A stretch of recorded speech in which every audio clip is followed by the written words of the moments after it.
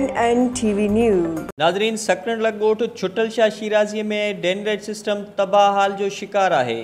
उन हवाले से टेलीफोन लाइन ते तफ़सील बुधाए रहा है छुटल शाह शिराज़ी मां हुसैन शाह शिराज़ी। जी हुसैन शाह, छा तफ़सील आहिनि? हिन वक्त असीं मौजूद आहियूं ॻोठ से छुटल शाह शिराज़ी यूसी बूरा तालका सकरन डिस्ट्रिक्ट शहीद बेनज़ीराबाद में। हिन वक्त हिन ॻोठ जी सूरत हाल इहा आहे त हिननि ॻोठ जो खे बुनियादी सहूलतुनि खां महरूम रखियो वियो आहे। गुज़िरियल केतिरनि ई सालनि खां हिन ॻोठ में जेको आहे ड्रेनेज सिस्टम जेको आहे मुकमल तौर ते नाकारा थी चुको आहे ऐं हिननि ॻोठाणनि जो मुतालबो इहो ई आहे त असांखे ड्रेनेज सिस्टम ठहिराए ॾिनो वञे। ऐं हिननि ॻोठ वारनि जो इहो बि चवणु आहे त असां केतिरा ई दफ़ा डिप्टी कमिश्नर शहीद बेनज़ीराबाद खे ऐं MPA जेको आहे हितां जो चूंडियल गुलाम कादिर चांडियो, MNA मीर सैद गुलाम मुस्तफ़ा शाह ऐं UC चेयरमैन समेत केतिरनि ई अमलदारनि खे असां लिखत में दरख़्वास्तूं बि ॾिनियूं आहिनि। बार बार असां इन्हनि खे चयो बि आहे त असांजे ॻोठ ते ध्यानु ॾिनो वञे ड्रेनेज सिस्टम जे हवाले सां, पर हिन वक़्त ताईं कंहिं बि को बि नोटिस बि न वरितो न ई को अमल थियो। हालांकि बजट हुअण जे करे बि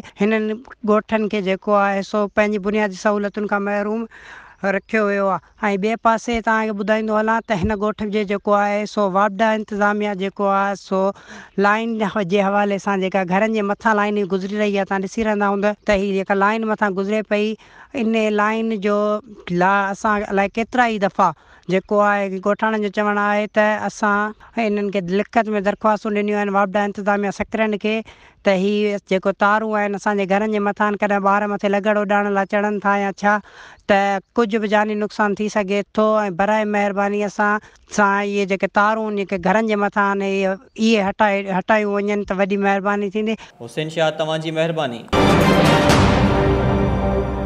MNN TV News।